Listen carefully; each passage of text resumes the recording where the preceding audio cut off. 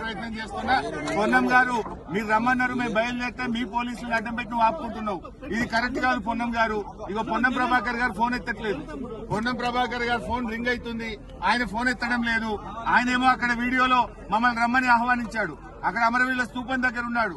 కానీ మేము వెళ్తుంటే పొన్నం ప్రభాకర్ గారు ఫోన్ ఎత్తడం లేదు, ఇక్కడ పోలీసులు ఏమో మమ్మల్ని ఫోన్ ఇవ్వడం లేదు. రింగ్ అవుతుంది, ఇట్ ఈస్ నాట్ ఆన్సరింగ్.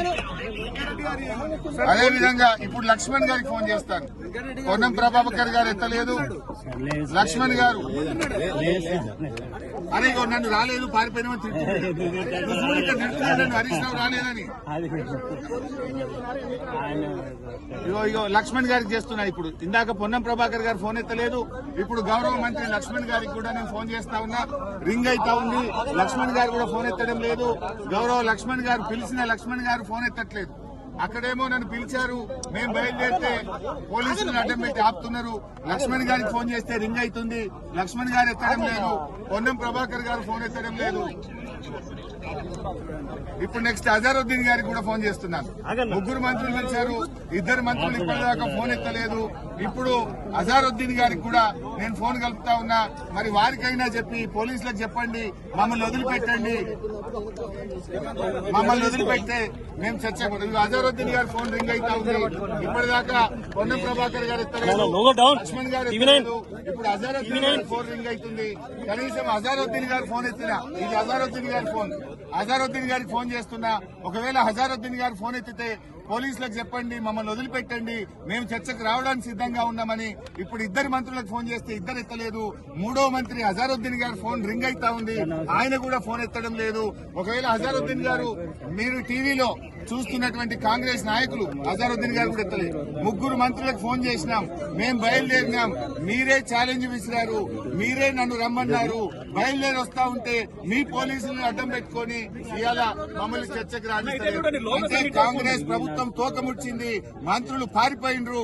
మంత్రులు మేమొస్తే వాళ్ళ నిజాలు బయటకు వస్తాయి, వాళ్ళ స్కాములు బయటకు వస్తాయి, వాళ్ళ అవినీతి బయటకు వస్తుందని పోలీసులను అడ్డం పెట్టుకుని ఇక్కడ మమ్మల్ని ఆపుతా ఉన్నారు.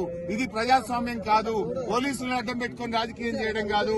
మీరు తప్పు చేయకపోతే, అవినీతికి పాల్పడకపోతే, స్కామ్ చేయకపోతే మమ్మల్ని పోలీసులను పెట్టి ఎందుకు ఆపుతున్నారు?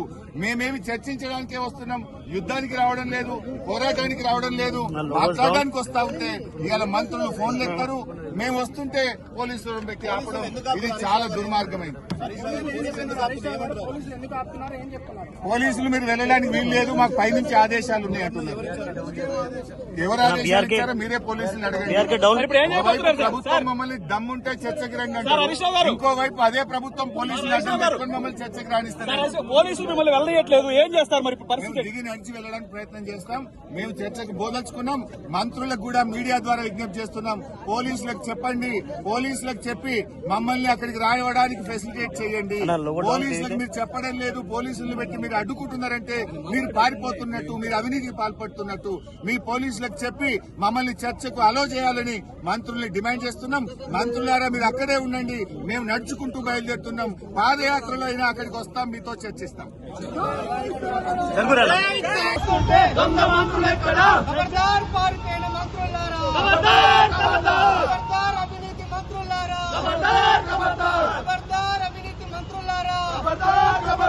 పిల్లల నోటి కాడి కుక్కను గుట్టుకుంటారా?